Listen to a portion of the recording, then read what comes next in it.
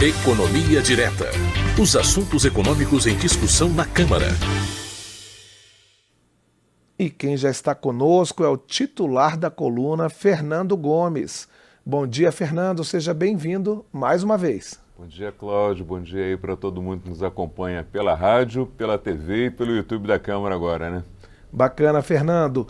Um dos assuntos que está movimentando a Câmara dos Deputados essa semana, amigo, é a possibilidade de votação da Lei de Diretrizes Orçamentárias para 2024 na Comissão Mista de Orçamento, principalmente em razão das discussões sobre a meta de zerar o déficit público no ano que vem, se isso vai ser mantido ou não. Para começar então, Fernando, eu gostaria que você explicasse para quem nos acompanha na rádio, na TV, no YouTube, como você falou, esses conceitos que às vezes são meio complicados para quem não está habituado com o assunto. O que é a Lei de Diretrizes Orçamentárias e qual a importância dela em todo esse processo orçamentário, nesse processo de planejamento das contas públicas. Pois é, Cláudio, é uma sopa de letrinhas aí, né, que confunde até quem acompanha de perto esse assunto. Aí você imagina quem não acompanha. Mas vamos lá, ponto a ponto, que não é difícil, eu tenho certeza aí que quem nos acompanha vai entender tudinho agora. O Brasil tem um conjunto de leis que determinam como é que o orçamento do governo vai ser aplicado a cada ano, como é que os recursos arrecadados com os impostos que a população, que eu, que você pagamos, vão ser aplicados. Esse conjunto de leis é chamado de ciclo orçamentário da União. Então são 3 leis aí, né, a sopa de letrinhas, né, tem o PPA, a LDO e a LOA. O PPA, ou Plano Plurianual, é aquele planejamento de médio prazo do governo. Ele é aprovado sempre no primeiro ano do governo eleito, vale a partir do segundo ano do governo eleito, dura por 4 anos, entrando um ano no próximo governo. É no PPA que são definidas aí as estratégias de longo prazo, as diretrizes e as metas da administração pública. A outra lei que integra esse ciclo, né, é a LOA, Lei Orçamentária Anual, que é o orçamento mesmo, né? São os valores aí que o governo fica autorizado a gastar para cumprir e executar aí os programas e investimentos a cada ano. Uma condição básica para se aprovar a lei orçamentária é que a LDO, que a gente está conversando sobre ela, seja aprovada anteriormente à aprovação da LOA. Então a LOA normalmente é enviada aqui para o Congresso pelo Executivo até o dia 31 de agosto, precisa ser aprovada até o final do ano para valer para o ano seguinte. E a terceira lei, que a gente está conversando sobre ela, é a LDO, Lei de Diretrizes Orçamentárias, que, como o próprio nome diz, estabelece as diretrizes, os comandos aí para você elaborar a lei orçamentária e define também as metas e prioridades do governo para o ano seguinte. O projeto da LDO, Cláudio, normalmente ele é enviado ao Congresso pelo Executivo até o dia 15 de abril, né, de cada ano, e ele normalmente é aprovado até o dia 17 de julho. Esse ano não foi aprovado ainda porque foi um ano atípico, né? Foi o primeiro ano de mandato do presidente e teve também a discussão do novo arcabouço fiscal que está diretamente vinculado aí às normas da LDO. Então, um outro ponto importante da LDO que vale a pena a gente mencionar é que nela tem que constar qual é a meta de superávit primário para o ano que vem. Essa meta já está definida no novo arcabouço fiscal que foi aprovado. Então houve muito debate se essa meta de zerar o déficit, né, ou seja, de equilibrar as receitas e despesas do governo já a partir do ano que vem, seria mantida. O governo tinha prazo até a votação do parecer preliminar da LDO pela Comissão Mista de Orçamento para apresentar uma mensagem propondo a modificação dessa meta. O parecer preliminar já foi aprovado e o governo não pode mais apresentar essa proposta de modificação, mas os parlamentares podem. E alguns parlamentares já apresentaram emenda propondo a substituição da meta de zerar o déficit em 2024 por uma autorização para ter um déficit aí entre 0,75% e 1% do PIB. Então, por todas essas questões envolvendo aí meta fiscal para 2024, é que a LDO não foi aprovada ainda. Mas sempre bom lembrar que a LDO tem que ser aprovada esse ano ainda, porque sem a LDO aprovada, o Congresso não pode aprovar o orçamento, a lei orçamentária anual. Pois é, Fernando, eu queria que você explicasse também esses conceitos de déficit primário, qual a importância de cumprir essa meta, por que isso está no centro das discussões? Cláudio, antes da gente falar aí do superávit primário, que foi definido aí pelo novo marco fiscal das contas públicas, né? Vamos só explicar aqui rapidamente o que é esse marco fiscal, o que é esse arcabouço fiscal. O marco fiscal ele foi um conjunto de regras que foi aprovado pelo Congresso brasileiro para substituir o teto de gastos, que era a regra que existia antes para controlar as contas públicas e que, assim, de forma resumida, o teto de gastos ele limitava o crescimento dos gastos do governo, com algumas exceções, somente a variação da inflação para o ano seguinte, a variação da inflação para o ano seguinte. O novo arcabouço ele já é um conjunto de regras bem mais elaborado para controlar as contas públicas. Então, a espinha dorsal, o principal ponto desse novo arcabouço é limitar o crescimento da despesa ao crescimento da receita. Então, se a receita cresce menos, a despesa também tem que crescer menos. E se a receita cresce mais, a despesa também pode crescer mais. Então, de acordo com o marco fiscal, as despesas vão subir 70% do crescimento da arrecadação. Dando o exemplo aqui, se as receitas no ano anterior subirem 5%, as despesas poderiam subir 3,5%, que é 70% de 5%. Só que aqui tem uma outra limitação, além desse 70%, que já eu falo dela. E se a receita não crescer ou tiver queda? Aí fica garantido um crescimento de 0,6% acima da inflação. E o novo marco fiscal ele estabeleceu um segundo limite para o crescimento da despesa, que é de 2,5%. Então, por exemplo, se em determinado ano você tiver um crescimento muito bom da receita de 10% acima da inflação, a despesa poderia ser aumentada em 7% pela regra, né? Só que com esse segundo limitador, o máximo que a receita pode subir é 2,5%. Então, quando você considera o quanto a despesa pode crescer no ano seguinte, tem uma variação mínima garantida, que é de 0,6%, e uma variação máxima, que é de 2,5%, a depender do crescimento da receita. E além de estabelecer esses limites para o crescimento da despesa, o arcabouço fiscal também estabeleceu metas para o governo.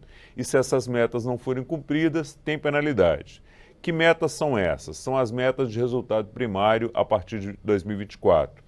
Então, o novo arcabouço ele estabeleceu que o governo vai zerar o déficit em 2024, vai ter um superávit primário de 0,5% do PIB em 2025 e de 1% em 2026. O que é superávit primário? Superávit primário é quando as receitas do governo são maiores que as despesas do governo, retirando desse cálculo aí as despesas, os gastos com juros da dívida. Então, esse é o conceito de superávit primário. E déficit primário, é o contrário, né? Se todas as despesas do governo, excluindo as despesas com juros da dívida, forem maiores que as receitas, aí a gente tem um déficit primário. E zerar o déficit, que é exatamente a meta de 2024, é você igualar receitas e despesas. Você não vai ter déficit nem superávit. Quais são as penalidades se o governo não cumprir essas metas? Bora lá. Se as metas não forem cumpridas, o governo vai ter que adotar medidas para conter gastos, como não liberar recursos bimestralmente se a meta não estiver sendo cumprida ao longo do ano. E se mesmo com esse contingenciamento o governo chegar ao fim do ano e não cumprir a meta, as despesas do ano seguinte vão poder crescer somente 50% em relação ao crescimento da receita, e não 70%, que é o que foi definido no projeto inicial. Lembrando aí que tem uma margem de tolerância de 0,25% do PIB para cima ou para baixo. Então, se o governo tiver um déficit de 0,25% em 2024, vai se considerar que a meta de zerar o déficit foi cumprida, porque 0,25% é a margem de tolerância. E se não cumprir pelo segundo ano consecutivo, aí as penalidades ficam mais pesadas.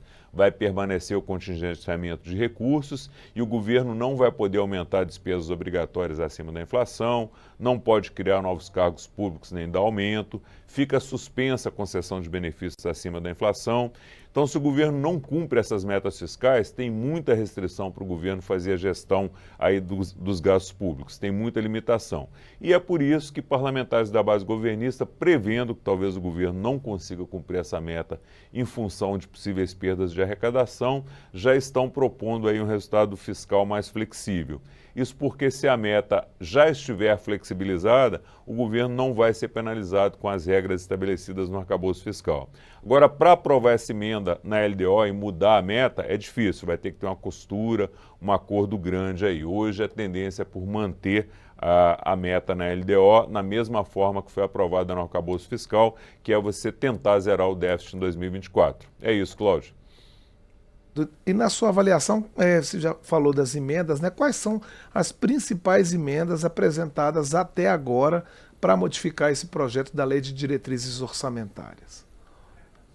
Bom, vamos começar então por essas duas emendas aí que tratam exatamente de mudar as regras da LDO relacionadas ao arcabouço fiscal, né? Primeira emenda que eu destacaria é a emenda apresentada pelo senador Randolfo Rodrigues para que, caso haja contingenciamento no ano que vem, que esse contingenciamento observe aí o mínimo que foi aprovado no arcabouço fiscal, que é um aumento de 0,26% em relação ao ano anterior. Então, se você tiver a emenda, ela tem que... o objetivo é permitir que qualquer recurso que seja contingenciado, ele tenha garantido pelo menos o valor pago em 2023, mais 0,6% de correção. A outra emenda é a emenda apresentada aí pelo deputado Lindbergh Faria para mudar a meta fiscal para o ano que vem, né? Você não teria déficit zero, como está previsto no arcabouço fiscal, e você poderia ter um déficit de 0,75% ou de 1% do PIB. Aqui são duas emendas diferentes que o deputado apresenta, né?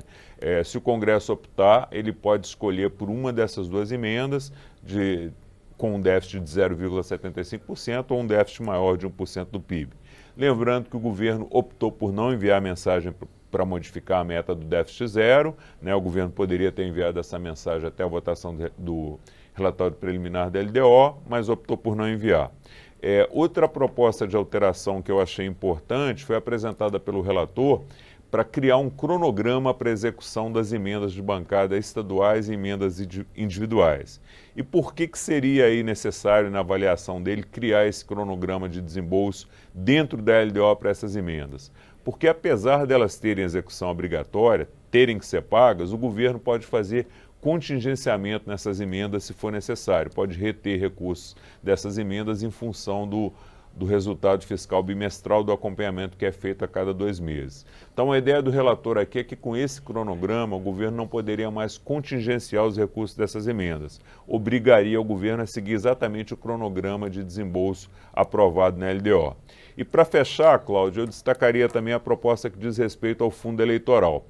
A previsão de recursos para o fundo eleitoral na LDO é de cerca de 900 milhões de reais.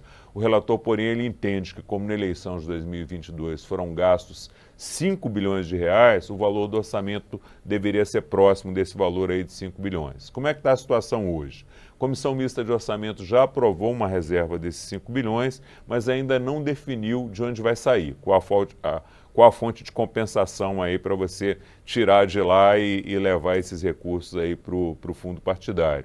Então foi discutida a possibilidade de se retirar esses recursos do orçamento do PAC ou das emendas de bancadas estaduais. Mas essa ideia não está sendo bem aceita, porque de um lado você está retirando recursos do governo para investimentos e do outro você retira recursos de emendas de bancadas estaduais que têm aquela execução obrigatória, né, são garantidas. Então nenhuma dessas alternativas está conseguindo caminhar bem aí com os parlamentares.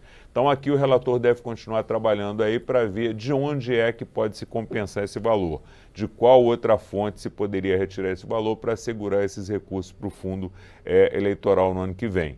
Base de cálculo usada para chegar nesse valor, como eu disse antes, poderia ser o montante gasto na eleição de 2022, que seriam os 5 bilhões aí corrigidos pela inflação, ou o total do fundo que foi gasto na última eleição municipal de 2020. Então o assunto segue aí sendo discutido entre os relatores parlamentares da Comissão de Orçamento. Acho que essas são aí as principais emendas que eu destacaria, Cláudio.